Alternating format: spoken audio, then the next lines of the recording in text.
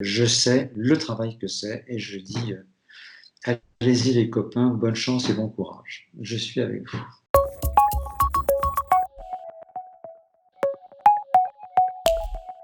Eh ben, je vais bien parce que je suis assez proactif de tempérament et que j'essaye de trouver toujours ce qu'il y a de positif dans une épreuve. Et là, je crois que c'est une vraie épreuve pour nous tous. Ça nous oblige à nous réorganiser. Et je crois que les choses ne seront plus jamais comme avant et qu'on va totalement changer nos habitudes, admettre des choses qui n'étaient pas admissibles auparavant, mais en même temps les contrôler mieux. Et peut-être ça va nous aider à avancer finalement. Ce qui a été le plus modifié et le plus spectaculaire, ce sont les précautions d'hygiène. Elles sont totalement renforcées. On reçoit beaucoup moins de patients. On a la chance de pouvoir espacer nos rendez-vous toutes les 25 minutes, de façon à pouvoir éviter le nombre de personnes en salle d'attente. On nettoie les portes, on nettoie la banque d'accueil avec les solutions et puis un peu de papier toilette en rouleau.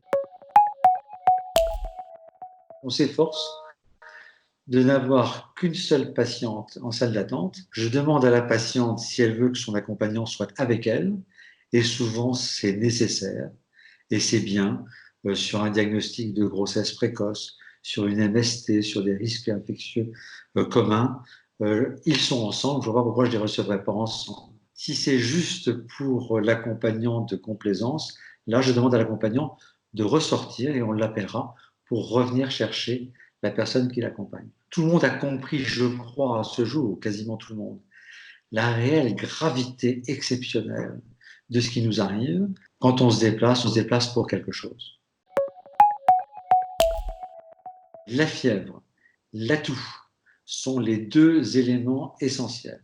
Le reste, les infections nasopharyngées, les éternuements, les fébricules, même les signes digestifs, sont entre guillemets viraux, mais pas du coronavirus. On essaye de faire en sorte que les gens comprennent et soient rassurés sur leur symptomatologie, sur leurs signes fonctionnels.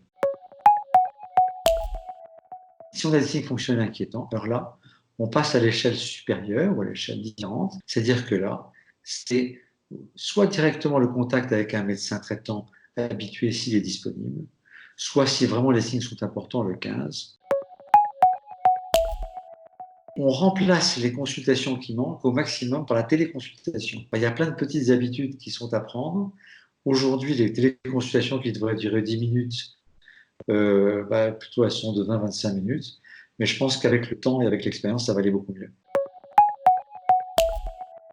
Nous sommes des privilégiés parce qu'on n'est ni des généralistes, ni des médecins hospitaliers. J'ai été médecin hospitalier.